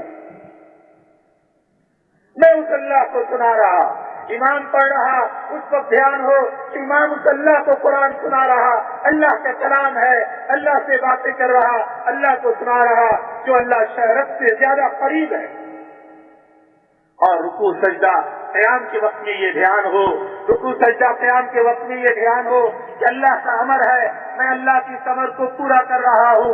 इस पूरा करने पे अल्लाह खुश होकर मुझे पालेंगे, अल्लाह खुश होकर मुझे पालेंगे। और जब पहले सजदे में जाए तो ये ध्यान हो कि मैं तो असल में मिट्टी हूँ, जब सजदे से उठे तो ये ध्यान हो कि इस मिट्टी से मैं बना हूँ। कैसे बना हूँ? इस मिट्टी से ग़िज़ा, ग़िज़ा से खून, खून से पी, खून से मनी और मनी से मुज़ग़ा और मुज़ग़ा से मेरा जिस्म बना। और दो सजदे के दरमियान में जब बैठे तो ये ध्यान हो कि बस ये तेरी दुनिया की जिंदगी है, जितना इस दो सजदे के दरमियान का बैठना है। और जब दूसरे सजदे में जाए तो ये ध्यान हो कि तू फिर मर गया और मिट्टी हो गया। और दूसरे सजदे से जब उठे तो ये ध्यान हो कि अल्लाह के सामने क़यामत के दिन में खड़ा हुआ हो और अल्लाह के सामने हाजिर हूँ, अल्लाह के सामने खड़ा हूँ। इस ध्यान के साथ नमाज पढ़ो, फिर ये नमाज बने। काश कि कोई एक नमाज हमारी ऐसी हो जाए कि जो इस काबिल हो कि जो अल्लाह के यहाँ से नमाज कहलाने के काबिल हो। कैसी भी नमाज पढ़ेंगे फराइज़ तो अदा हो जाएंगे कि लेकिन वो अतिया, वो तोहफा जो अल्लाह ने अर्श से ऊपर अपने हबीब को बुला कर दिया, उस अतिया और तोहफे के, उस अतिया और तोहफे से फायदा उठाने के लिए उस अतिया और तोहफे की कदर और उस इनाम की कदर उस नमाज को नमाज बनाने पर ही है। जब वो नमाज बनेगी फिर सारे मसले हल होंगे, फिर देखेंगे हम कैसे मसाइल हल नहीं होते। भाई इसकी दरख्वास्त है कि हम सब नियत कर लें कि इंशाअल्लाह आज से कोशिश करेंगे। गुनाह तो अल्लाह ने माफ कर दिए, यकीनन कर दिए। अब हम ये कोशिश करेंगे कि नमाज को ऐसी बनाने की कोशिश करेंगे जिसमें ये सारे ध्यान पहले मौके पे ये सारे ध्यान नहीं आएंगे। आहिस्ता आहिस्ता कोशिश करते रहेंगे, ध्यान भागता रहेगा, फिर खींच कर लाएंगे, फिर भटक जाएगा, फिर लेकर आएंगे। कभी सुन्नतों में, कभी फराइज में, कभी नवाफिल में, कभी वाजिब में। जब इन चीजों को कोशिश करते चले जाएंगे फिर एक वक्त इंशाअल्लाह आ जाएगा कि अल्लाह पाक हमें वो नमाज अता फरमा देंगे जो यकीनन अल्लाह का तोहफा और इनाम कहलाने का हकदार है। करेंगे इंशाअल्लाह इसकी कोशिश। कब से करेंगे कोशिश? अब कौन सी नमाज आएगी? असर की नमाज। असर की नमाज से पहले वुजू भी करेंगे, वुजू के बाद तहियतुल वुजू भी पढ़ेंगे। बस उसी से कोशिश कर दे, जिनका वुजू हो और वो कोई नफल की नियत बांधने लगे तो वहां से कोशिश कर दे। अगर फरमाए तो एक दफा फिर दोहरा दो ये सारी चीजें। क्या कहते हैं? हाँ, ये नमाज के बाद जो मौलाना यूसुफ साहब रहमतुल्लाह अलैह ने फरमाई, इसको फिर एक दफा सुन लें कि मौलाना यूसुफ साहब रहमतुल्लाह अलैह फरमाते हैं अपने एक बयान में, जो आज से कोई 48 बरस पहले उन्होंने बयान किया था, उसमें उन्होंने ये बात फरमाई कि नमाज को बनाने के लिए इस ध्यान की नमाज में कोशिश करो कि जब अल्लाह अकबर कहें, अल्लाह अकबर कह के जब नमाज में दाखिल होने लगे तो उस वक्त ध्यान हो कि अल्लाह अकबर, कितने बड़े अल्लाह के सातों आसमान और जमीन उसकी बड़ाई के आगे मच्छर के पर के बराबर नहीं। और इतने बड़े अल्लाह के एक अमर से इस पूरी कायनात को खत्म कर दे और एक अमर से इस कायनात से भी बड़ा मकान बना दे। और मैं जो किबले की तरफ मुंह करके खड़ा हुआ हूँ, किबले की तरफ मुंह करके खड़ा हुआ हूँ, इस्तक़बाले किबला बैतुल्लाह के पत्थर और ईंट की तरफ मुंह करके नहीं, बैतुल्लाह के या मकाम पे जो अल्लाह की कुदरत जाहिर हुई थी उस कुदरत की तरफ मुंह करके खड़ा हो। वो कौन सी कुदरत थी? वो कुदरत वो थी जिससे अल्लाह ने पानी में बुलबुला बनाया और उस बुलबुला को फैलाकर जमीन बनाया और उस जमीन पे अपने घर बैतुल्लाह को बनाया और वहाँ पे अपने खलील के बेटे और बीवी को बगैर चीजों के अल्लाह ने पाल कर दिखाया। और वहाँ जहाँ पे अपने दुश्मन अब्राहा को बनाए उसके लश्करों के हथियारों के बगैर किसी हथियार फौज के खत्म करके दिखाया। और जहाँ से अल्लाह ने एक यतीम मिस्कीन फकीर की स्कीम को सारी दुनिया में चला के दिखा दिया। मैं उस अल्लाह की कुदरत की तरफ मुंह किए खड़ा हूँ। और किरात करते हुए कुरान पढ़ते हुए नमाज में ये ध्यान हो, मैं उस अल्लाह को सुना रहा जो अल्लाह शहरत से ज्यादा करीब है, शहरत से ज्यादा करीब है। रुकू सजदा क़याम, उसके वक्त में ये ध्यान भी हो कि ये सारे अल्लाह के अमर है, मैं अल्लाह के अमर को पूरा कर रहा, इससे अल्लाह खुश होकर मुझे पालेंगे, खुश होकर मुझे पालेंगे। सिर्फ मुझे नहीं पालेंगे, मेरे सारे घर वालों को, बीवी बच्चों को भी पालेंगे। और जब पहले सजदे में जाएं तो ये ध्यान हो कि तू तो मिट्टी था, मिट्टी। पहले सजदे में ध्यान हो कि तू तो असल मिट्टी हो, جب سجدے سے اٹھنے لگے تو یہ دھیان ہو کہ اس مٹی سے تو بنا ہے. کیسے بنا ہے کہ مٹی سے غذا نکلی اور اس غذا کو کھائے, اس سے خون بنا, اس خون سے منی اور اس منی سے مضغہ اور اس مضغہ سے تیرا جسم بنا. اصل تو مٹی سے بنا. اور جب دو سجدے کے درمیان بیٹھے تو یہ دھیان ہو کہ بس یہ اتنی مختصر ہے دنیا کی تیری زندگی. دنیا کی زندگی بس اتنی مختصر جتنے دو سجدے کے درمیان کا بیٹھنا.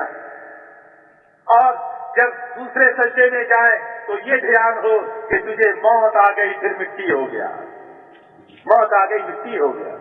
دوسرے سجدے سے جب اٹھے قیام میں کھڑے ہوں یا تیات میں بیٹھنے لگے تو یہ دھیان ہو کہ قیامت میں موت سے, قبر سے, قیامت میں اللہ کے سامنے پھر کھڑے ہو رہے. اور ہر رکعت میں اسی دھیان کو بار بار لانے کی کوشش کریں گے.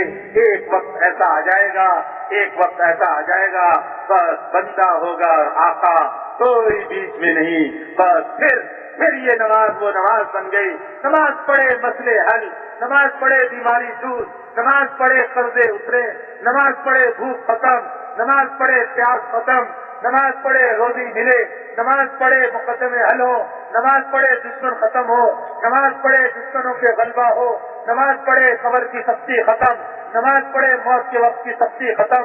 یہی نماز جو دنیا میں پڑھتے رہے اسی نماز کا فائدہ پھر ملے گا, آخرت میں بھی ملے گا, قبر میں بھی, حشر میں بھی, پلسرات میں بھی, اور پھر یہی نماز بغیر حساب کتاب کے جنت میں لے جائے.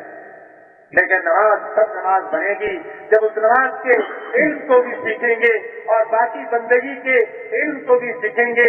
نماز کے علم کو بھی سیکھنا, باقی علم کو بھی سیکھنا, اس کے لیے ہم فضائل کی مجلسوں میں بیٹھیں گے, فضائل کی مجلسوں میں بیٹھیں گے جس سے بار بار شوق پیدا ہو کہ نماز بنانی ہے, اپنے ذکر کو ذکر بنانا ہے, اپنے اخلاق کو درست کرنا ہے.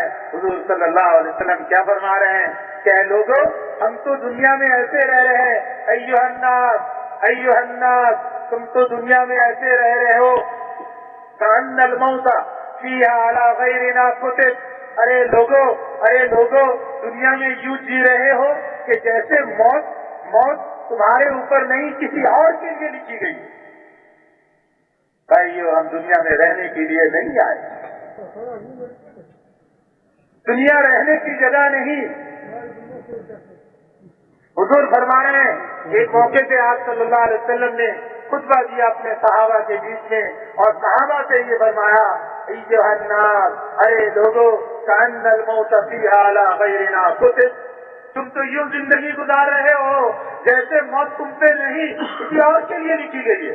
وَتَحَلَّ الْحَقَّ عَلَى غَيْرِنَا وَجَبْ. اور جیسے اللہ کے جو حقوق ہے, اللہ کے جو احکامات ہیں, اللہ نے جو چیزیں بتلائی ہیں وہ تم پر نہیں, وہ ہم پر نہیں, وہ کسی اور پر واجب. وَكَأَنَّ الَّذِي نُشَيِّعُ مِنَ الْأَمْوَاتِ سَفَرٌ عَمَّا قَلِيلٍ إِلَيْنَا رَاجِعُونَ. اور جن کو ہم اپنے ہاتھوں سے تیار کر کے آگے بھیج رہے ہیں اور دفن کر رہے ہیں, گویا کہ یوں لگ رہا ہے, ہمیں یوں لگ رہا ہے کہ جیسے وہ مسافر سے سفر میں گئے ہیں, ابھی آ جائیں گے. اما قلیل الینا راجعون, بس ابھی تھوڑی دیر میں واپس آنے والے. وَنَأْكُلُ تُرَاثَهُمْ, اور ان کے چھوڑے ہوئے مال کو کھاتے ہیں. كَأَنَّنَا مُخَلَّدُونَ بَعْدَهُمْ, جیسے کہ ہمیں یہاں ہمیشہ رہنا ہے, وہ گئے ہیں ہمیں نہیں جانا, ہمیں تو یہاں ایسے ہی رہنا, ہم تو یوں زندگی گزار. میرے بھائیوں اس کے لیے علم کی مجلسوں میں بیٹھیں گے, ہر عمل کا پتہ چلے گا کہ اس عمل سے کیا ملے گا. یہ سبھی ہے آخرت کا استحضار ہوگا. ابھی تو ہمیں آخرت کا پتہ ہی نہیں. حضور صلی اللہ علیہ وسلم نے فرمایا اکثروا ذکر هذه اللذات, اے الموت, لذتوں کو توڑنے والی چیز یعنی موت کو کثرت سے یاد کرو. اب تو موت کو یاد کرنا ایک خوف کی چیز بتلائی جاتی ہے. ارے اور بھی کوئی بات کرو, چھوڑو موت کو. حالانکہ حضور فرما رہے ہیں, حکم دے رہے ہیں, امر ہے کہ موت کو کثرت سے یاد کرو, اس سے دنیا کی لذتوں سے ہم نکلتے چلے جائیں. ابھی ہمیں کھانے کے مزے, پینے کے مزے, سونے کے مزے, برتنے کے مزے, دنیا کی چیزوں کے مزے, بچوں کے مزے, یہی مزے ہمیں یاد ہیں. اللہ کے نام لینے کا مزہ ہمیں نہیں, اللہ کے احکامات کو پورا کرنے میں ہمیں مزہ نہیں آ رہا، اس لیے کہ ہمارے سامنے آخرت نہیں، ہمارے سامنے قبر اور حشر نہیں، ہمارے سامنے جنت اور دوزخ نہیں، اللہ کی نعمتیں نہیں، اللہ کے عذاب اور سختیاں نہیں، اس لیے دنیا کے مزے ہمیں مزے لگتے ہیں اور آخرت کی چیزوں کی طرف ہمارا دھیان نہیں جاتا۔ حضور صلی اللہ علیہ وسلم کیا فرما رہے ہیں؟ اسی خطبے میں فرما رہے ہیں قد نسینا کل واعظہ وامنا کل جاہیہ، ارے ہم تو ایسے رہنے لگے کہ کوئی نصیحت ہمیں یاد نہیں، ساری نصیحتوں کو بھلا کر رہے ہیں، اور ہم یوں زندگی گزار رہے ہیں کہ ہم پر کوئی مصیبت نہیں آئے گی، ہم تو مصیبتوں سے امن میں آ گئے۔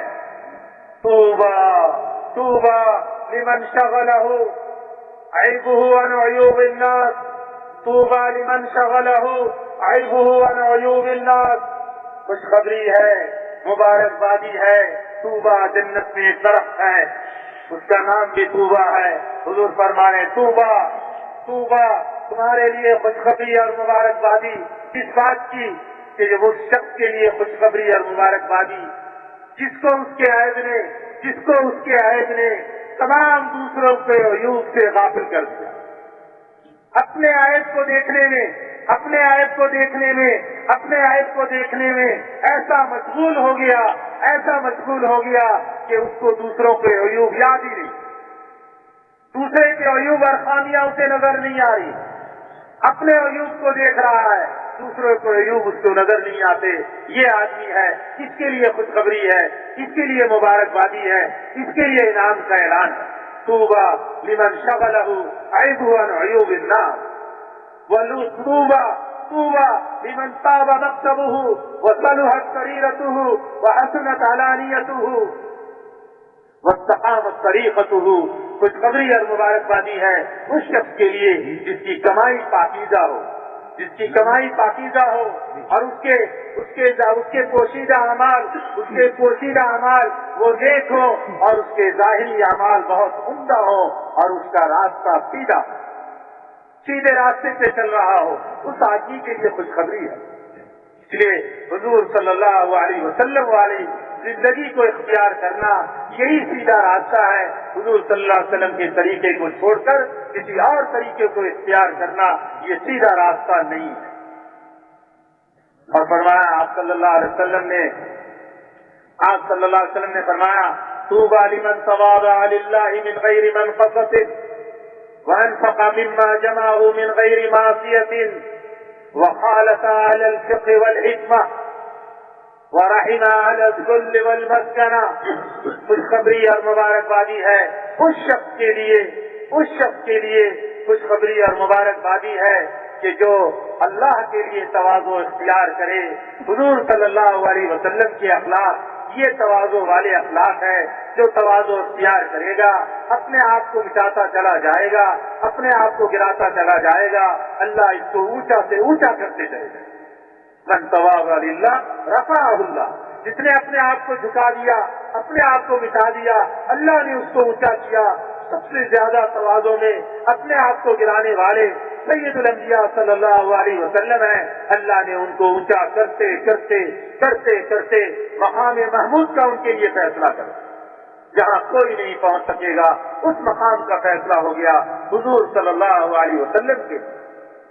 فرمایا کہ تواضع اختیار کرے لیکن کسی گراوٹ کی وجہ سے نہیں، کسی کے ڈر اور خوف کی وجہ سے نہیں، اللہ کے لیے تواضع اختیار کیا، اور جو مال اس نے گناہ کے بغیر، چوری کے بغیر، غصب کے بغیر، رشوت کے بغیر، سود کے بغیر، جو برائی کے بغیر مال اس نے جمع کیا، اس مال میں سے خرچ کیا، اس کے لیے خوشخبری ہے، اس کے لیے مبارکبادی ہے۔ اور خوشخبری مبارکبادی ان لوگوں کے لیے ہے جو اہل فقہ، سمجھ والے، علماء، دیندار، حکمت والے، ان کے ساتھ اٹھنا بیٹھنا کرے، ان کی مجلسوں میں اٹھے بیٹھے اور مسکین فقیر لوگوں، عاجز لوگوں کے ساتھ رحم کا معاملہ کرے، یہ ہے خوشخبری والا، اس کے لیے ہے مبارکبادی۔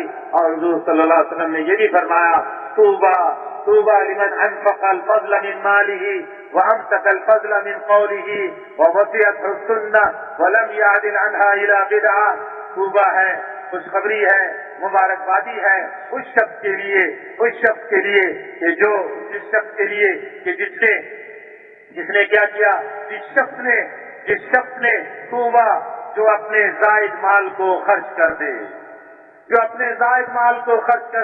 اور فالتو باتوں سے اپنی زبان کو روک لے، اور سنت والی زندگی اس کو کافی ہو، سنت والی زندگی کافی ہو، اور سنت کو چھوڑ کر بدعت کی طرف نہ جائے۔ بھائی ابھی تو آپ لوگوں نے عہد کیا تھا کہ نہ خود اٹھیں گے نہ کسی کو اٹھنے دیں گے، پھر ساتھی اٹھنے لگ گئے اور ہم دیکھتے رہ گئے۔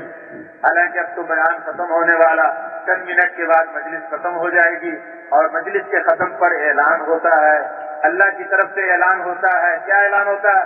قوموا مغفورا لکم، قوموا مغفورا لکم۔ اس کے پاؤں پکڑ لو، اس بیچارے کے پاؤں پکڑ لو۔ اس کو سمجھ نہیں آ رہی ہے کہ کتنے بڑے نقصان کی طرف جا رہے ہیں۔ ہائے ہائے،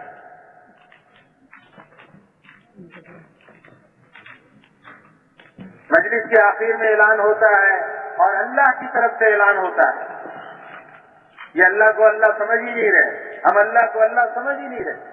اللہ کی طرف سے اعلان ہوگا، اب اس مجلس سے تم یوں اٹھو کہ تمہارے سارے گناہ معاف کر دیے گئے اور گناہوں کو نیکیوں سے بدل دیا گیا۔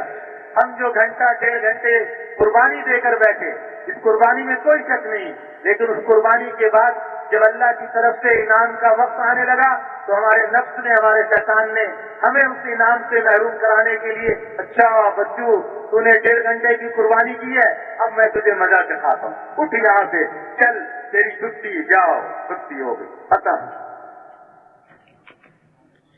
سارے گناہ معاف ہوں اور گناہوں کو نیکیوں سے بدل دیا جائے۔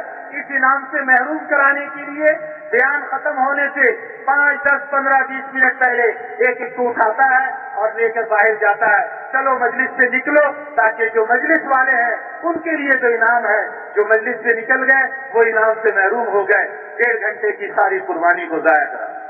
اور کیا پتا کل سے لے کر اب تک ہر مجلس میں ایسے ہی کرتے رہے، شروع سے لے کر بیٹھے رہے، بیان ختم ہونے کے تھوڑی دیر پہلے، چند منٹ پہلے اٹھ کر چل دیے، اور وہ اٹھ کر جا رہا اور ساتھ دیکھنے والا دیکھ رہا، اس کو رونا بھی نہیں آیا، اس نے پاؤں بھی نہ پکڑے، ٹوپی بھی نہ رکھی، پگڑی بھی نہ رکھی، ہاتھ بھی نہ جوڑے اس کے آگے، منت بھی نہ کی، خوشامد بھی نہ کی کہ بھائی نقصان ہو جائے گا، چند منٹ رہ گیا، تیری مہربانی، بڑا انعام لے کر جائے گا، سارے گناہ معاف نہیں ہوں گے، گناہوں کو نیکیوں سے بدل دیا جائے گا۔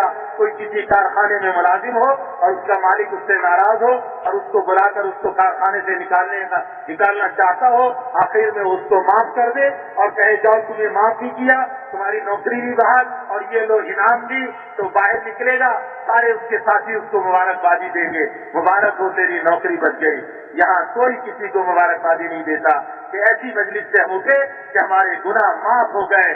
سچوں کے سچے نے کہا، وہ 2 ٹکے کا آدمی ہمارے جیسے ناک کان آنکھ والا، اس نے کہہ دیا تیری نوکری بحال، تو سارے خوش، اور اللہ کے حبیب صلی اللہ علیہ وسلم کہہ رہے ہیں کہ اللہ نے تمہارے گناہ معاف کر دیے، اللہ کی طرف سے اعلان ہوگا سارے گناہوں کو نیکیوں سے بدل دیا جائے۔ نہ یہ خوش ہو رہا، نہ کسی کو اس کا ساتھی اس کو مبارکبادی دے رہا کہ مبارک ہو، ہمارے گناہ بھی معاف ہو گئے، ہمارے گناہ بھی نیکیوں سے بدل دیے۔ کیا خیال ہے، اپنے بھائیوں کو محروم ہوتا ہوا دیکھتے رہیں گے؟ وہ تو ناراض ہوگا، لیکن اس کو پھر بھی پاؤں پکڑ کر بٹھانا ہے، غصے ہوگا کیوں روک رہے مجھے، لیکن اس بیچارے کو ابھی پتا نہیں، شیطان اور نفس کے داؤ چل گئے اور وہ اس غصے سے اپنے آپ کو اللہ کے انعام سے محروم کرنے کے لیے جا۔ ہم نے اسے اللہ کے انعام سے محروم نہیں ہونے دینا، یہ عزم کر کے بیٹھے بس اب بات ختم ہونے والی ہے، اس لیے اس عزم ارادے کے ساتھ بیٹھے کہ آخر تک جب تک تشکیل مکمل نہ ہو جائے نہ خود اٹھیں گے نہ کسی کو اٹھنے دیں گے، کریں گے انشاءاللہ۔ اور یہ نہیں کہ صرف اس عمل میں، اب عصر کے بعد بھی عمل ہوگا اور مغرب کے بعد، اور کل پھر پتہ نہیں اگلے سال کب اجتماع ہوتا ہے نہیں ہوتا، کب اس طرح کی مجلس لگے گی نہیں لگی۔ جتنی بڑی مجلس، اس مجلس میں جو سب سے زیادہ نیک اللہ کا بندہ ہے، اس کے اعتبار سے اللہ سب کے ساتھ معاملہ کرتے ہیں۔ جس کی سب سے بڑھیا نماز ہے، اس کے اعتبار سے سب کے نماز کے کا اجر دیا جاتا ہے۔ جس کا سب سے بڑھیا ذکر ہے، اس کے ذکر کے اعتبار سے سب کے ذکر پہ انعامات ملتے ہیں، جس کا سب سے بڑھیا سننا ہے، اس کے سننے کے اعتبار سے سب کے سننے کا فیصلہ کیا جاتا ہے۔ اس لیے اتنا بڑا مجمع ہے مسلمانوں کا، اس کے اعتبار سے انعامات بھی بڑے بڑے ملتے ہیں۔ کریں گے انشاءاللہ اس کا اہتمام، کل ہدایات دعا تک تمام مجلسوں کا اہتمام کریں گے۔ ایسا تو نہیں کہ ہدایات کے وقت شیطان ہمیں یہ پٹے پڑھا دے کہ یہ ہدایات تو صرف وہ جماعتوں کے لیے ہے جو اللہ کے راستے میں جا رہی ہیں، ہمارے لیے نہیں ہے۔ نہیں، ایسی بات نہیں ہے۔ جو اللہ کے راستے میں جا رہے ہیں وہ خوش نصیب ہے، جو اللہ کے راستے میں نہیں جا رہے ہیں یہ بھی کچھ کم نہیں، ان کے لیے بھی وہ ہدایات ہے۔ جو اللہ کے راستے میں جا رہے ہیں وہ کیسے کام کریں گے، جو اپنے مقام پہ جا رہے ہیں انہیں اپنے مقام پہ بھی ایسے ہی کام کرنا ہے۔ اس لیے سب سے درخواست ہے، بستہ درخواست ہے، ہاتھ جوڑ کے آپ لوگوں سے درخواست ہے، کل جب ہدایات کے عمل شروع ہو جائے اس وقت میں دسترخوان بچھا ہوا نہ ہو، اس وقت میں کھانے پینے کی فضا قائم نہ ہو، اس وقت میں اپنے برتن سمیٹنے کے اور اپنے بستر سمیٹنے کا نظام نہ ہو۔ سمیٹنا ہو فجر سے پہلے سمیٹ لے، یا جب عمل ختم ہو جائے، دعا ختم ہو جائے، کوئی آپ نے افریقہ کے تک نہیں جانا، کوئی دنیا کے دوسرے کونے پہ نہیں جانا، کسی شہر میں جانا ہے، گھنٹہ پہلے نہیں جو بعد میں پہنچ جائیں گے، اطمینان سے چلے جائیں گے۔ اس لیے دعا کے وقت میں اور دعا سے پہلے ہدایات میں سارا مجمع جیسے اس وقت بیٹھا ہوا ہے، اللہ آپ کو انتہائی جزائے خیر دے۔ بالکل اسی طرح کل ہدایات اور دعا کے وقت میں کہ سارا مجمع اسی طرح بیٹھ جائے، یہ سنت جاری کر دے۔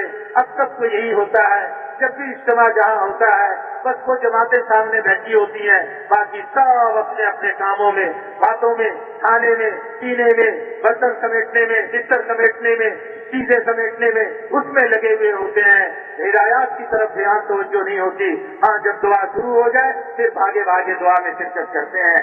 یہ مجمع کراچی کا یہ عزم کر لے، یہ طے کر لے، ہم یہ سنت کو زندہ کریں گے کہ ہدایات کے وقت ہی سارا مجمع یکسو ہو کر، سب کاموں سے غافل ہو کر، بس اسی ہدایات اور دعا کر آخر تک پوری ہدایت اور دعا میں جم کر اسی طرح بیٹھیں گے جیسے اب بیٹھے ہیں، جیسے اور اعمال میں بیٹھنے کے عزم کیے اسی طرح تمام اعمال میں بیٹھیں گے۔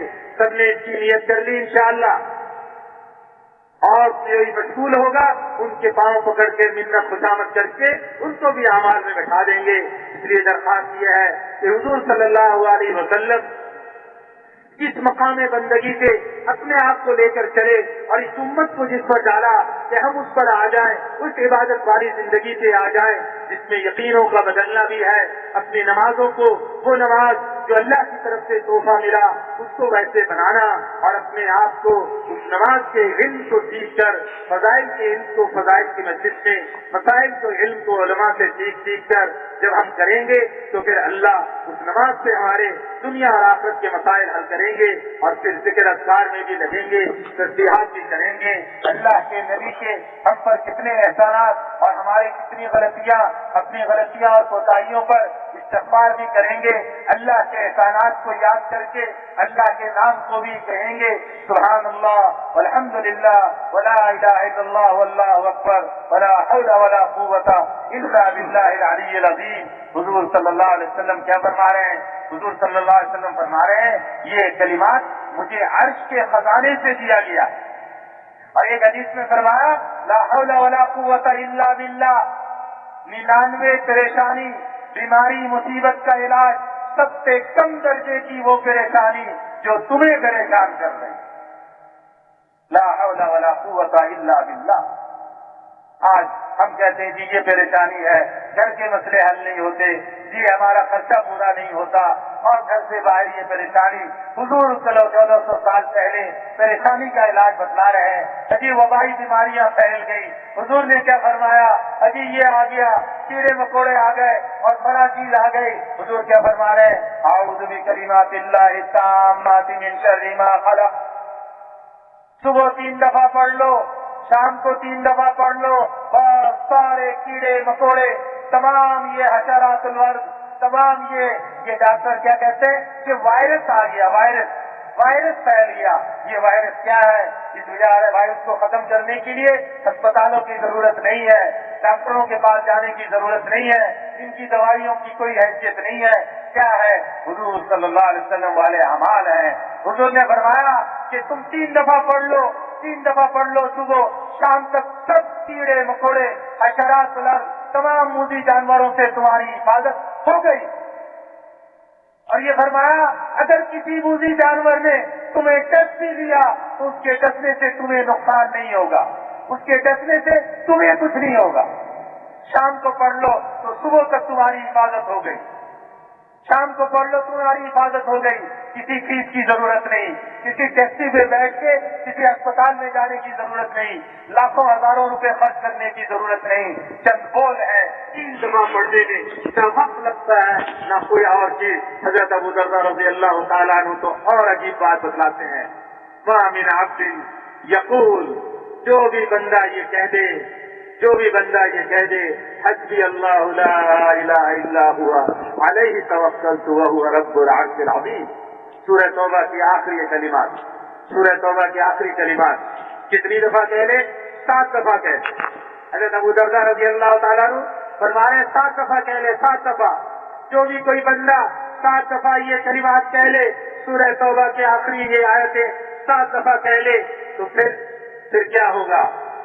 فرماتے ہیں صادقاً کانا، صادقاً کانا بہا او کاذباً.